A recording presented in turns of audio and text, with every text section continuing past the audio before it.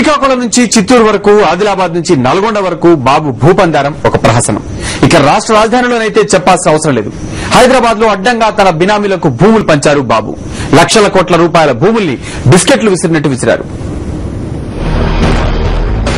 చంద్రబాబు తన హయాంలో దాదాపు 40,000 ఎకరాల భూముల్ని వివిధ కంపెనీలకు కట్టబెట్టారు. అంతేకాదు ఆ కంపెనీలకు ఇష్టానుసారం రాయితీలు ఇచ్చారు. 24 కంపెనీలకే 80,000 కోట్ల విలువ చేసే భూములు ఇచ్చేశారంటే నాటి భూ దోపిడీ ఏ స్థాయిలో జరిగిందో అర్థం చేసుకోవచ్చు.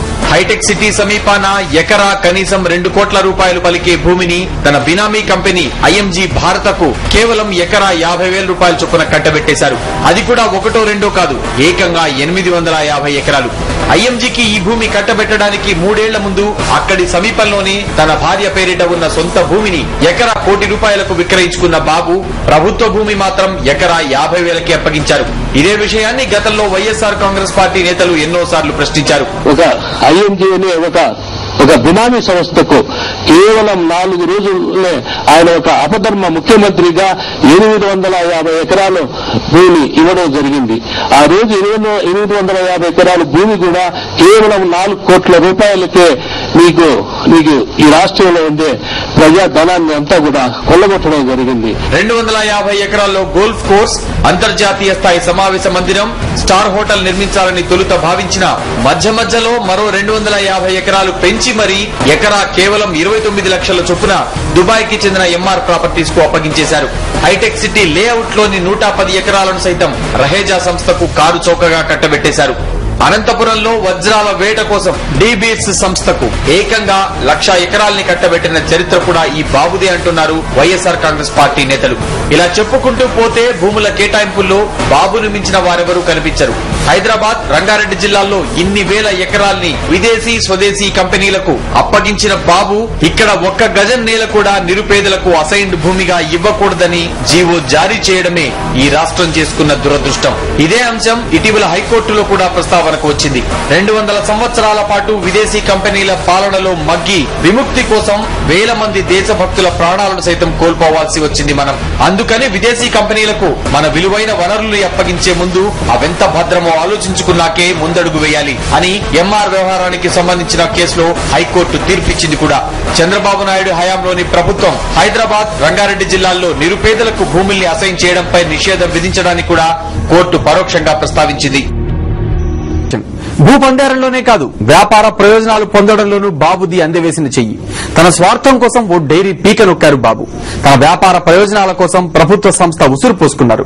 తన వ్యాపార సామ్రాజ్యాన్ని విస్తరించుకోవడానికి కుటిల నీతులు అవలంబించారు. తన డైరీకి రాయితీలిస్తూ చిత్తూరు డైరీని నష్టాల్లో ముంచెత్తారు. 1969లో రోజుకు 6,000 లీటర్ల ఉత్పత్తి సామర్థ్యంతో ఏర్పాటైన చిత్తూరు డైరీని చంద్రబాబు తన హెరిటేజ్ డైరీ కోసం దారుణంగా దెబ్బతీశారు. 1990 నాటికి రోజుకు 2.5 లక్షల లీటర్ల సామర్థ్యానికి చెందిన ఈ డైరీలో ప్రభుత్వాల చలవతో మొదట రాజకీయాలు వచ్చి చేరాయి. చివరకు పాలు పోసిన రైతులకు వాటి బిల్లులు సైతం చేరలేని స్థాయికి చేరింది. ఫలితం మూతపడే ప్రమాదం రానే వచ్చింది. సమస్య మూలాల్ని పరిశీలించి పరిష్కరించాల్సిన ప్రభుత్వం దీనికి విరుగుడుగా ప్రైవేట్ డైరీలకు తలుపులు తెరిచింది. ఇదే అదనుగా హెరిటేజ్ డైరీని పెద్ద ఎత్తున ఆరంభించిన బాబు తాను అధికారంలోకి వస్తూనే స్వప్రయోజనాలకు పెద్దపీట వేస్తూ నిర్ణయాలు తీసుకున్నారు. తన డైరీకి సేల్స్ ట్యాక్స్, డిఫర్మెంట్ వంటి రాయితీలు ఇచ్చేసుకున్నారు. ఈ రకంగా 15 కోట్ల మేర లబ్ధి చేకూర్చి పెట్టారు.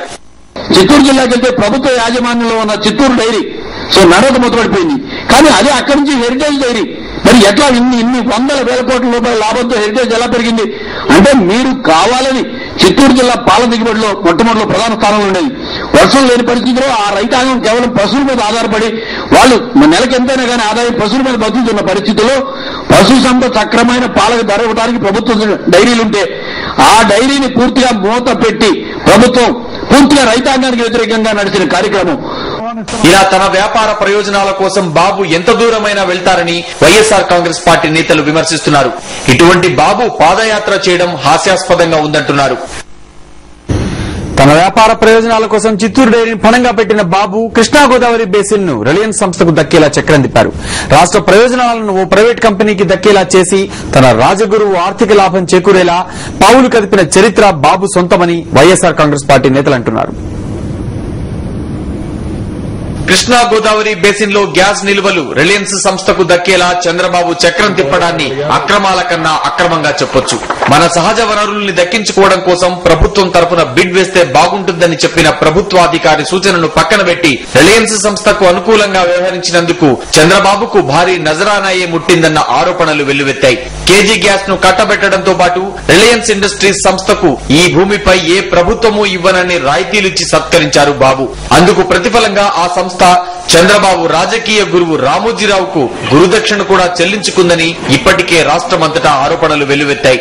ఒక రకంగా ఇది తెలుగు ప్రజలను అవమానిస్తున్నటువంటి పరిస్థితి.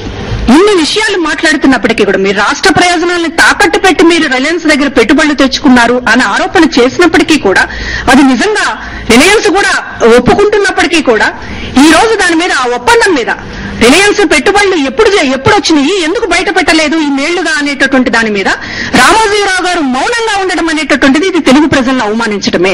మార్గదర్శి ఫైనాన్స్ పేరిట చట్ట విరుద్ధంగా డిపాజిట్లు స్వీకరించిన వ్యవహారంలో ఇరుక్కుని రామోజీరావు పీకల్లోతు కష్టాల్లో ఉన్నప్పుడు రామోజీకి చెందిన ఉషోదయ ఎంటర్ప్రైజెస్ లో 2100 కోట్ల పెట్టుబడి పెట్టింది రిలయన్సే. కాకుంటే నేరుగా కాకుండా పదుల కొద్దీ డమ్మీ కంపెనీలు సృష్టించి వాటి ద్వారా డబ్బుల్ని రామోజీ కంపెనీల్లోకి పంపింది. ఇది 2G మించిన కేజీ కుంభకోణం అంటున్నారు వైఎస్ఆర్ కాంగ్రెస్ పార్టీ నేతలు.